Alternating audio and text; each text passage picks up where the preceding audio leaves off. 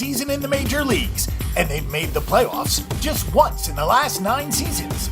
They have a new manager in Torey Lovullo and lowered expectations after 2 straight seasons of being a contender.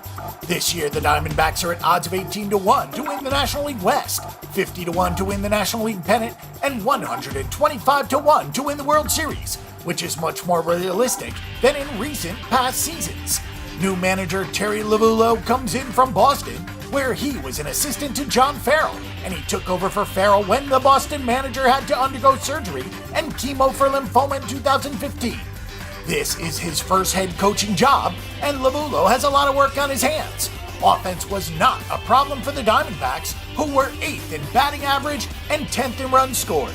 Even with Jean Segura now in Seattle, they should be fine with Paul Goldschmidt and Yasmani Tomas, who exploded in 2016. Don't forget about Jake Lamb either, and if Ketel Marte can lock down the leadoff spot, the Diamondbacks should be fine. However, once again it was the pitching that let Arizona down. The Diamondbacks were dead last in the entire major leagues in ERA, 28th in quality starts, and 29th in opposing batting average. Zack Greinke was not good at all in 2016, and even worse, he had injury problems. And at 33 years old, it probably is not going to get much better. Robbie Ray is the best of the rest in the rotation, which is saying something, and the bullpen isn't exactly anything to brag about.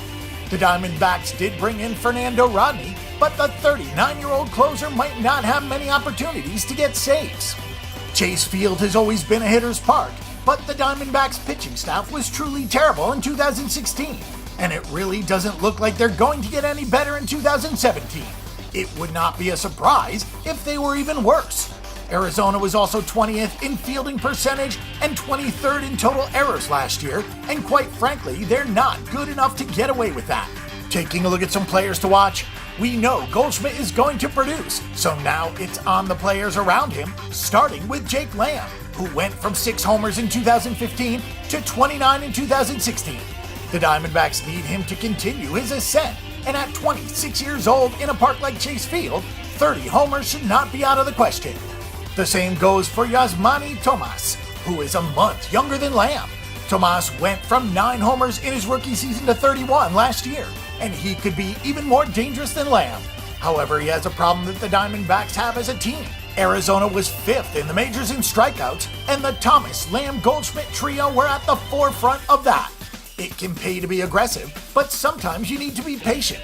Simply put, Zack Greinke needs to be better in 2017. His 26 starts were his lowest since becoming a full-time start in Kansas City in 2009, which means he had a low innings year, and his 4.37 ERA was his worst since back in 2005, when he had an ERA of 5.80. He doesn't have to be his Cy Young winning self, but Greinke has to be dependable enough in this rotation.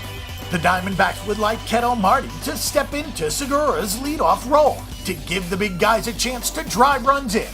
However, Marte went backwards at the plate in 2016. If he can lock down the leadoff spot and get on base, the Diamondbacks are going to be a fun offensive team to watch. For more information and statistics on this event and every other sporting event this week, check out bangthebook.com. Bang the Book is your best resource for sports betting information before you make your weekly assault on the sports books.